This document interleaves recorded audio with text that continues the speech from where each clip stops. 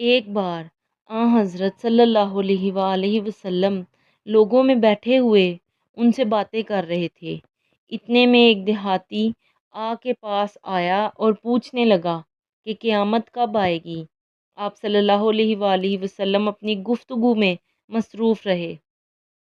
بعض لوگ جو مجلس میں تھے کہنے لگے آپ صلی اللہ علیہ وآلہ وسلم نے دیہاتی کی بات سنی لیکن پسند نہیں کی، اور بعض کہنے لگے کہ نہیں بلکہ آپ صلی اللہ علیہ وآلہ وسلم نے اس کی بات سنی ہی نہیں۔ جب آپ اپنی بات پوری کر چکے تو میں سمجھتا ہوں کہ آپ نے یوں فرمایا، وہ قیامت کے بارے میں پوچھنے والا کہاں گیا؟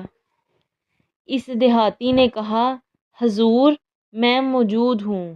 آپ صلی اللہ علیہ وآلہ وسلم نے فرمایا کہ جب امانت اٹھ جائے گی تو قیامت قائم ہونے کا انتظار کر۔ اس نے کہا، ایمانداری اٹھنے کا کیا مطلب؟ آپ نے فرمایا کہ جب حکومت کے کاروبار نالائق لوگوں کو سونپ دیے جائیں تو قیامت کا انتظار کر۔ صحیح البخاری حدیث نمبر 59۔